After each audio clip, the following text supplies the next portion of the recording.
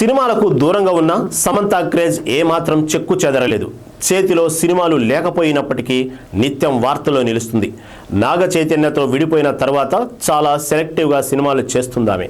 విజయ్ దేవరకొండతో కలిసి నటించిన ఖుషి సినిమా తర్వాత సమంత ప్రేక్షకుల ముందుకు వచ్చింది లేదు. బాక్సాఫీస్ వద్ద ఈ సినిమా యావరేజ్గా నిలిచింది.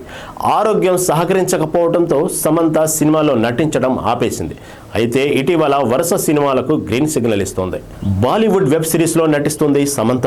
ఇటీవలే ఈ వెబ్ సిరీస్కు సంబంధించిన టైటిల్ను ప్రకటించారు. ఈ వెబ్ సిరీస్ టైటిల్ను హనీ బన్నీ పెట్టినట్లు చిత్ర యూనిట్ తెలిపారు. దీంతో పాటు అల్లు అర్జున్ కొత్త సినిమాలో సమంతకు హీరోయిన్గా అవకాశం దక్కినట్టు సమాచారం అందుతోంది.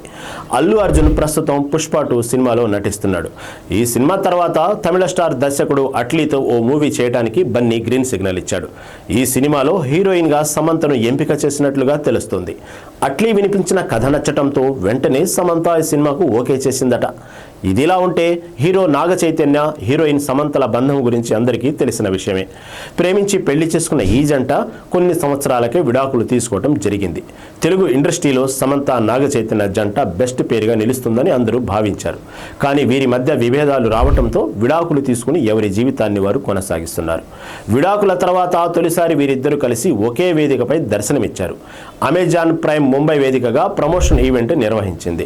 ప్రైమ్ ఒరిజినల్ ప్రాజెక్టులో భాగమైన నటీనటులను, సాంకేతిక నిపుణులను ఈ ఈవెంట్కు హాజరయ్యేలా చేసింది. సమంత నాగ చైతన్య విడాకులు తీసుకున్న తర్వాత ఫస్ట్ టైం ప్రమోషన్స్ ఈవెంట్లో భాగమయ్యారు. వీరిద్దరూ కలిసి దర్శనం ఇవ్వడంతో అభిమానులు హర్షం వ్యక్తం చేస్తున్నారు. దీనికి సంబంధించిన ఫోటోలు, వీడియోలు సోషల్ మీడియాలో వైరల్ అయ్యాయి. తాజాగా సమంత తన సోషల్ మీడియాలో ఓ ఆసక్తికరమైన పోస్ట్ను షేర్ చేసింది. నువ్వు లేకుండా నేనేం చేయగలను అంటూ తన ఇన్స్టాగ్రామ్లో పోస్టు రాసుకొచ్చింది. దీంతో నాగ చైతన్య, సమంతలు తిరిగి కలుసుకోబోతున్నారంటూ అభిమానులు కామెంట్స్ చేస్తున్నారు.